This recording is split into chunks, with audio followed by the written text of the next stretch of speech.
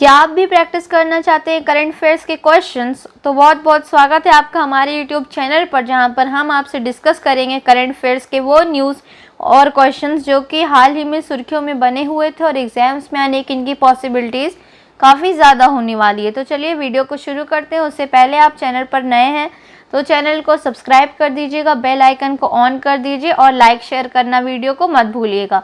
तो चलिए देखिए पहले क्वेश्चन में क्या दिया गया है। एरो शो एरो इंडिया 21 का 13वां संस्करण बेंगलुरु कर्नाटक के येलहंका एयरफोर्स बेस में कब आयोजित किया गया? तो देखिए आपसे पूछा क्या गया है कि एरो शो एरो इंडिया 21 का कितने नंबर का संस्करण था? तो ये 13वां संस्करण था जो कि बेंगलुरु कर्नाटक के येलहंका एयरफोर्स बेस में आयोजित किया गया था। येलहंका एयरफोर्स बेस में पूछा क्या गया है आपसे कि कब आयोजित किया गया। तो देखिए ऑप्शंस आपको दिए गए हैं 3 से 7 फरवरी, 3 से 7 अक्टूबर, 17 से 25 दिसंबर या फिर 11 से 20 फरवरी। तो आप देख लीजिए इसका आंसर क्या होगा, गेस कर लीजिए, फिर हम सॉल्व करते हैं। तो देखिए इसका करेक्ट आंसर होगा ऑप्शन ए, 3 फरवरी से 7 फरवरी 2021 के बीच एयर शो एयर इंडिया 21 का 13वां संस्करण जो कि बेंगलुरु कर्नाटक के येलहंका एयरफोर्स बेस में आयोजित किया गया था। ठीक, तो ये क्वेश्चन भी काफ़ी इंपॉर्टेंट रहेगा। चलिए देखते हैं अगले क्वेश्चन को।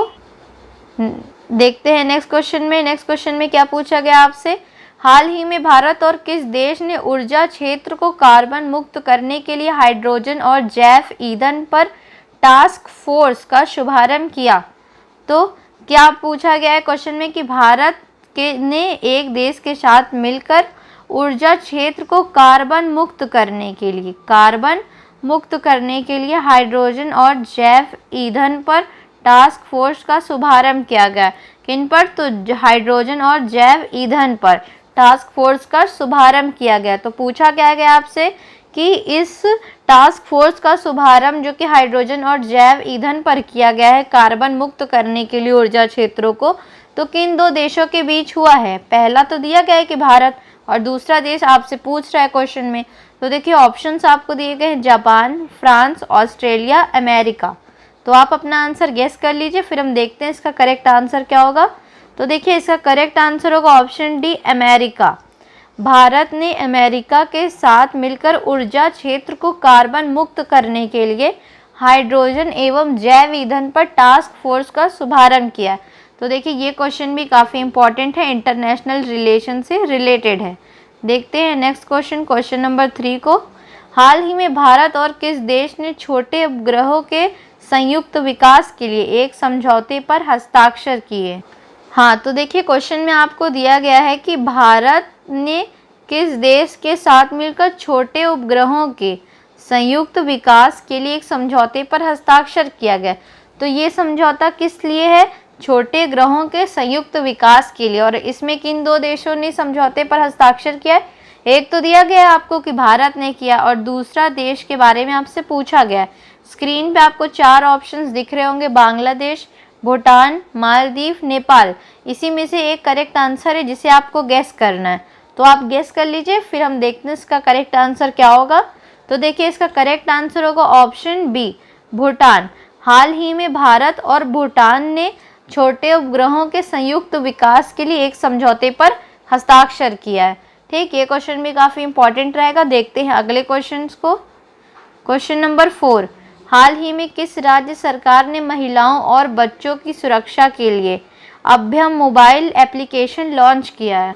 तो देखिए क्वेश्चन में आपको दिया गया है कि किस राज्य सरकार ने ऐप लॉन्च किया है। ऐप का नाम क्या है? ऐप का नाम है अभ्यम। किन के लिए लॉन्च किया गया? तो महिलाओं और बच्चों की सुरक्षा के लिए अभ्यम मोबाइल एप्लीकेशन लॉन्च किया गया। आपसे पूछा क्या गया है क्वेश्चन में कि किस राज्य सरकार ने ये ऐप लॉन्च किया गया। तो स्क्रीन पे आपको 4 ऑप्शंस दिख रहे होंगे, गोवा, महाराष्ट्र, आंध्र प्रदेश, उत्तर प्रदेश। तो आप अपना आंसर गेस कर लीजिए, फिर हमारे साथ में मैच करिएगा।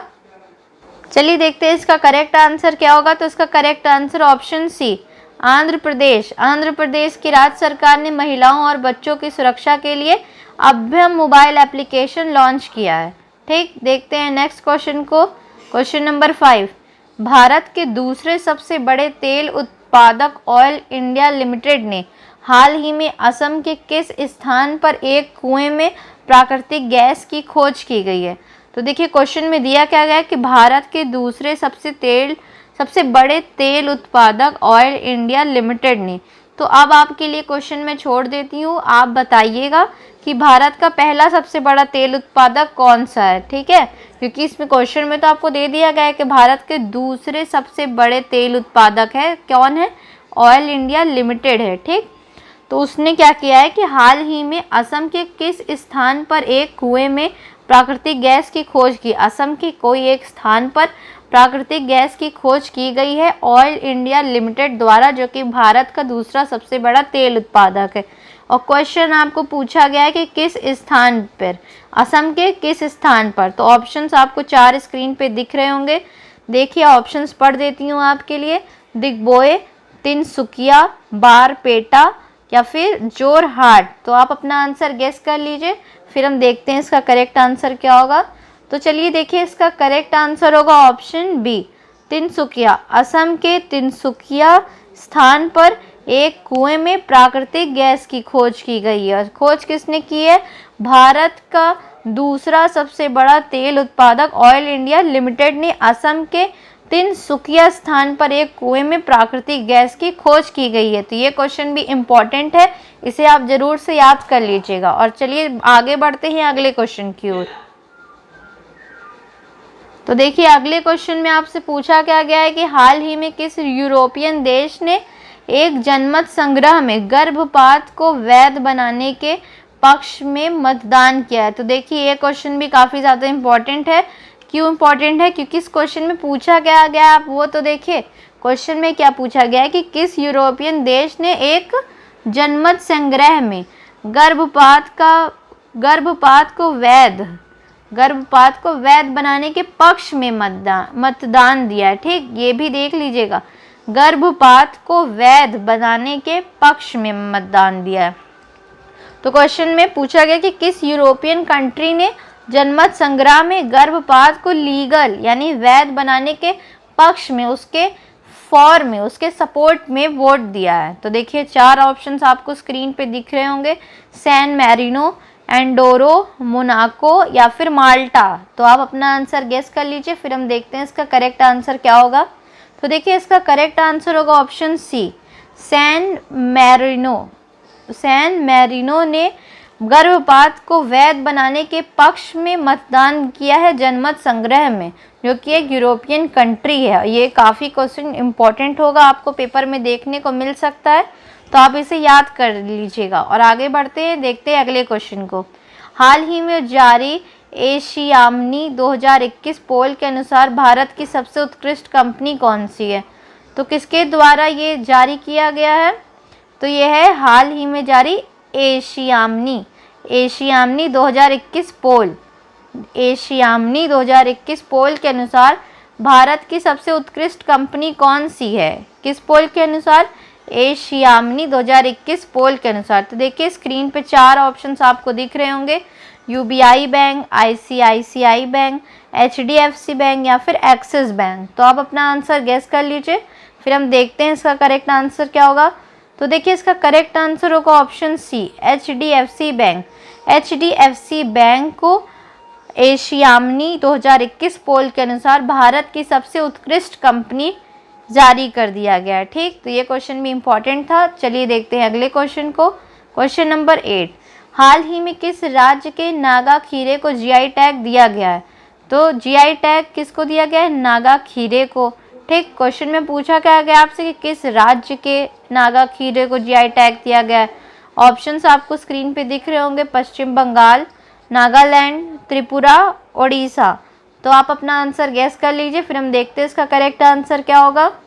तो देखिए इसका करेक्ट आंसर होगा ऑप्शन बी, नागालैंड। अगर आप मेरे साथ करंट अफेयर लंबे समय तक पढ़ रहे होंगे तो हमने पहले की भी वीडियोस में कई बार डिस्कस किया कि जीआई टैग क्या होता है। तो आपको पता होगा जीआई टैग क्या होता है कि ज्योग्राफिकल इंडिकेशन टैग्स होते हैं। अगर ये किसी भी प्रोडक्ट को ये टैग मिल जाता है जो कि एक पर्टिकुलर प्लेस से रिलेटेड है, तो वो प्लेस उस टैग के नाम से जानी जाती है। जैसे लेट्स सपोज इस क्वेश्चन में दिया गया था ना कि नागा खीरे को जीआई टैग दिया गया, तो नागालैंड का अब जो फेमस चीज़, जब भी कभी बात होगा तो नागा खीरे का नाम आएगा ही आएगा, या फिर जब नागा खीरे का नाम आएगा तो नागालैंड का नाम आएगा ही आएगा।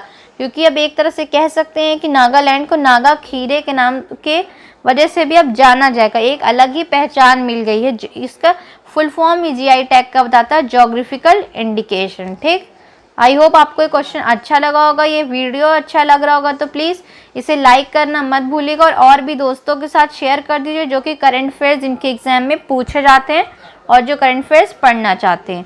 तो देखते हैं अगले क्वेश्चन को। Question number 9। क्वेश्चन नंबर 9 में क्या दिया गया कि हाल ही में secure application for the internet SAI नाम की एक सुरक्षित मैसेजिंग एप्लीकेशन को किस देश की सेना ने लॉन्च किया है। तो देखिए क्वेश्चन भी काफ़ी इम्पॉर्टेंट है।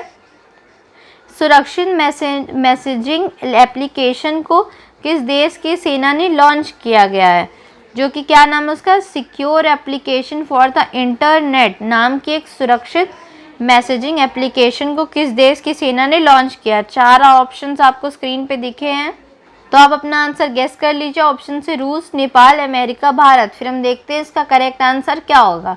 तो चलिए देखिए, इसका करेक्ट आंसर होगा ऑप्शन डी, भारत। हमारे लिए काफ़ी गर्व की बात है एज अ इंडियन कि हमारी सेना ने secure application for the internet SAI नाम की एक सुरक्षित मैसेजिंग एप्लीकेशन को लॉन्च किया है। चलिए देखते हैं नेक्स्ट क्वेश्चन को, और ये क्वेश्चन भी इम्पॉर्टेंट था, आप इसे याद कर लीजिएगा। Question number 10। यूरेनियम के उत्पादन में कजाकिस्तान पहले रैंक पर है, भारत की रैंकिंग क्या है। तो देखिए इस क्वेश्चन से आपको पता चलता है कि यूरेनियम के उत्पादन में कजाकिस्तान पहले रैंक पर है, तो भारत की रैंकिंग क्या है। 4 ऑप्शंस आपको स्क्रीन पे दिए गए हैं। देखिए ऑप्शन दिए गए हैं आपको 13th, 8th, 11th या फिर 10th। तो आप अपना आंसर गेस कर लीजिए। तो देखिए इसका करेक्ट आंसर होगा ऑप्शन सी, 11th। इंडिया की रैंकिंग 11th है यूरेनियम के उत्पादन में, और जबकि कजाकिस्तान की रैंकिंग क्या है, 1, और इंडिया की रैंकिंग क्या है, 11th। ठीक, आई होप आपको वीडियो पसंद आया होगा। अगर आपको वीडियो पसंद आया होगा तो लाइक करना मत भूलिएगा, और अगर आप हमसे जुड़ना चाहते हैं तो चैनल को सब्सक्राइब करना मत भूलिए। Thank you so much for watching. अब हम आपसे मिलते हैं अगले वीडियो में, तब तक के लिए stay safe, stay happy, stay healthy.